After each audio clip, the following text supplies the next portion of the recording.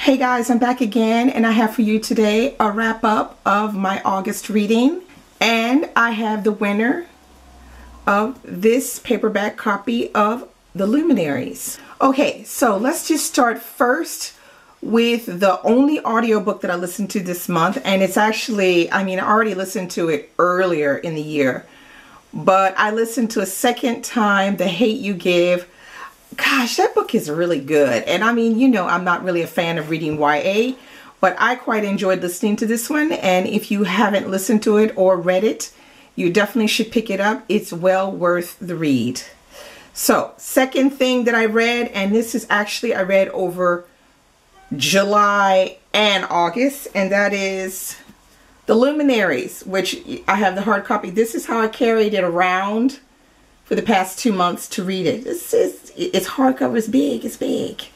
So yeah, okay, so The Luminaries, I don't really have that much to say about that because you can go here on BookTube and you can see plenty of really good reviews about it. It's actually the kind of book where you don't really need to hear too much about the plot, because I think it's much more interesting to discover it as you're reading. It is an 834 page book. Probably the biggest book I've read this year so far. But what I will say are these few things. This book reads a lot like a 19th century Victorian novel. So if you don't like reading 19th century Victorian novels, then give this one a miss. I'll also say that it is very engrossing. There are a lot of characters, so you get introduced to a lot of the main characters. I think there's it's 12 or 13 main characters. I can't even remember right now. But they correspond to the zodiac signs, and you learn about each of these different characters. I would say the first third of the novel, it is a mystery, and you don't know who to trust. You don't know if the things that you're hearing the characters say about what they did or who they are really true. So this is life without Google, you know. But yeah, it's fantastic. Another thing is it's brilliantly written.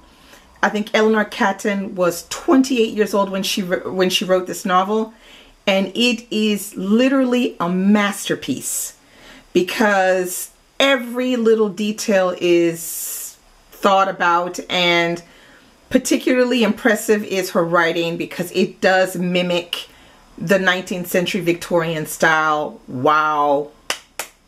Chapeau Eleanor Catton, because brilliant. And she won the Man Booker, and I think she's the youngest winner of the Man Booker, I think. Correct me if I'm wrong. So that's pretty much all I have to say about The Luminaries. I say pick it up, but like I said, keep in mind it is written in the style of a Victorian novel, so if you don't like that kind of thing, this isn't going to be for you. Alright, so that's the first novel I read. Then, these are not in any particular order because I can't even remember at this point what order I read these things in. I do remember though that I read this one, Camilas Roses, which is Bernice L. McFadden's 6th novel, I think.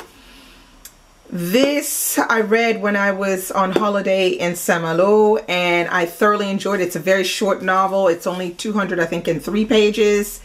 It's a novel that discusses the main character Camilla, who grows up with her grandmother and grandfather, and they are lots of kids from the different families are living with these grandparents and Camilla's parents.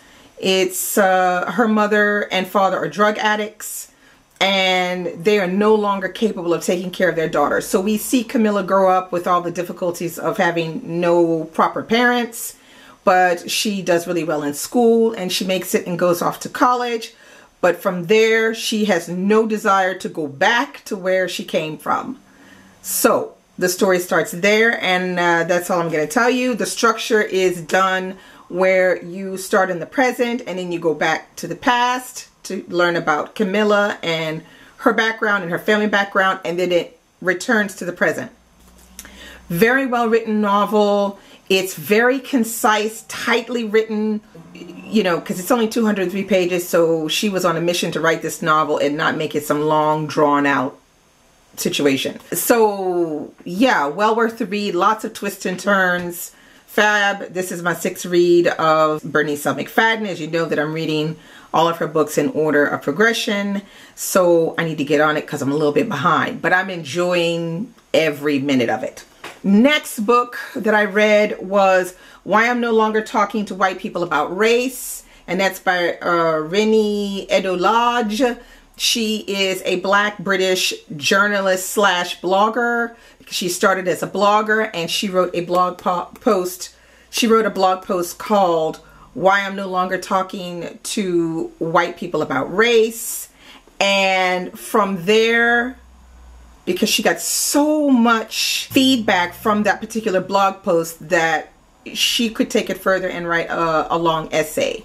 This is not a very long book, but it is a very concise look at race, class, sexism in the UK. And she basically starts it off by talking about the historical side of the UK and some of the root seeds of racism through the UK, and how it is different but somewhat similar to the US, but still very different in the sense that in the UK, most UK people probably think there's more of a class cleavage than there is a race cleavage. So she goes about talking about this in a very astute manner, because she does go, like I said, through the historical side, which I don't know that much about the UK, but I learned a lot of things in here.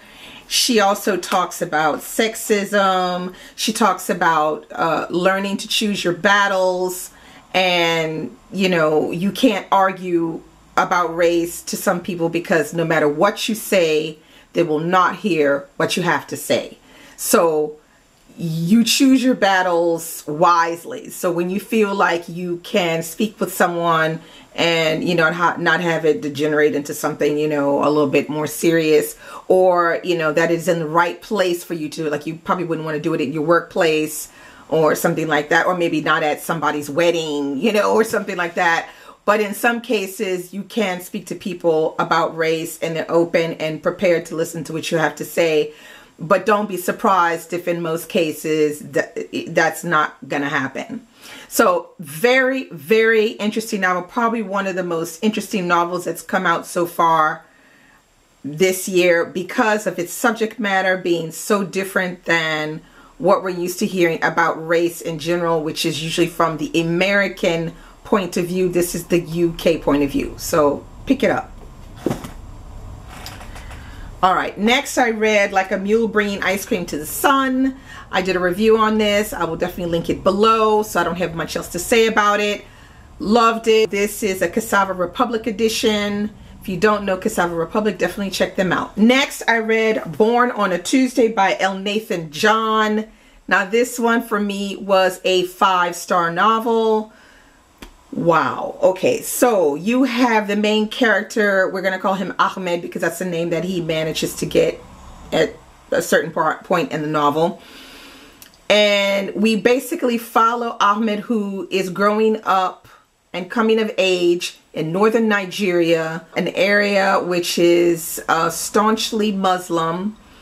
And we will see how Islamic extremism develops and grows, and how it affects the people in villages and families, etc., etc. And we see this through the eyes of the main character Ahmed, who is brilliantly written in this novel. This novel will also give you another perspective on Islamic extremism that we don't really know that much about, because we just only hear about people, you know, doing suicide bombings and stuff like that, but we don't really see what people are really living through and the difficulties that they're having to go through living in a place where Muslim extremism is growing to the heights. So basically, I would say definitely pick this up. This is a 5-star novel. It's the writing style is completely engrossing. If you manage to not read the book, but you're still interested in finding out more about Elnathan John, he has a blog which is very popular, which talks about lots of things like race and religion and things like that. I will link it below. It's an excellent blog. That might get you sucked into the idea of actually picking up Born on a Tuesday. Next book I read was What We Lose by Zinzi Clemens. Now, I'm sure you've seen a lot about this book all over the place online. Instagram, Twitter, YouTube, BookTube, everywhere. This is a novel that is written as if it's a biography, as if it's someone, or a memoir, as if someone is writing about their lives. However, the story apparently seems to be very similar to Zinzi Clemens' real life. Now, I don't know that much about her, and unfortunately when she came to Paris to talk about her novel, I had to miss it. But anyway, I could have gotten more insight. I quite enjoyed this. I enjoyed it mostly for the writing style and for its honesty. It's realism, it's honesty, it's raw feeling. She writes about all of these different emotions, about losing her mother, and some of the things that happened to her being a young woman growing up, how she relates to her father and mother being, especially her mother being quite a character from the way she describes the character. The mother, it would seem like, obviously once the mother died, that the daughter would be a little lost, to be like a roaming, you know, a roaming lamb without her mother, you know, kind of thing.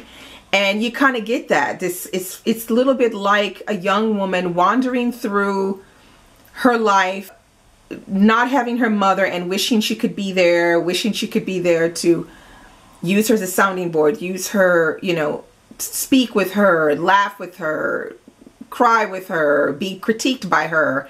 And you feel through the writing that she is missing that. And I think that part of the novel is done the best. That's the part that touched me the most. I think I gave this one 4 stars. I know some people didn't get it. Maybe I didn't even get it either, but that's what I got from it. So yeah, I think it's worth reading. It's very short. I read it in one sitting. You know, it's beautiful. The writing is beautiful. It's very melancholic. And it says a lot. She also talks a lot about South Africa. She talks a lot about being mixed race, also being from 2 different. She talks about being mixed race. She talks about being from 2 different countries, because the mother is from South Africa and her father is from America's Black American. So, you know, there are a lot of things that she talks about, and that might be another reason why people didn't click with the book so much, is because she talks about so many different things. It's like you're drowning trying to keep up with the new theme in each section. And there's also another thing that might be difficult or downside, is the transitions. So that is, from one chapter to the next, the transition is kind of brutal. It doesn't really flow to the point where you would say, oh yeah, okay, I see why she's writing that way. It's very brutal, the transition, and that might make it a bit difficult for people to actually enjoy the novel the way they would expect. But I enjoyed it anyway, so 4 stars. Last but not least, I have Hunger, A Memoir of My Body by Roxane Gay. Now this was fantastic. If you haven't picked this one up, or you're hesitating about picking this one up, do not hesitate. Please pick it up. This book is so powerful, poignant, informative, sensitive, melancholic. It's fantastic. Roxane Gay goes the full length. She takes us the full way around. She tells us everything about her deep feelings, about her past as a child and an incident that happened to her, but also she talks about herself being a fairly large woman and what it's like living in her body, and how society finds many ways of telling you that you shouldn't be this way, that you're not allowed to be this way without trouble. And let me tell you, Roxane, she breaks it down, okay? So definitely read this book. It got me really, it got me. I was feeling some kind of way. I mean, I had like tears in my eyes in some sections of this book. It's just so beautifully written. And I had the pleasure of listening to the audiobook, which is read by Roxane Gay, and listening to the book at the same time. Fantastic. A wonderful experience. I do hope you'll pick this one up. That's all I have from the books that I read last month. Now, to talk about the giveaway for the Luminaries, I went on random.org, and I randomly, put in 1 to 45 because 45 people entered this giveaway, and I fell on the number 44, and that name is Yasmin Bakri. Yasmin Bakri. So I'm going to write it here. Yasmin, if you're watching this video, honey, please send me a message here on YouTube so that I can then make arrangements to send the book to you as soon as I possibly can. One other little message I'm going to give you about what's going on with me. At the moment, I am revamping my blog into a website. So if you're trying to get to my blog, you'll see there's a little thing that says awesome blog on its way, because I'm working on it at the moment. I'm hoping to be able to get it up to you within the next 5 days. I'm working on it. So that's why you can't get to those. But I will be back with the blog as soon as I possibly can. So that's all I have for you today. I will be back very soon with a review of Small Great Things. And I'm also going to do probably Sing Unburied Sing as well on here. So that's all I have for you today. Have a great weekend and keep reading.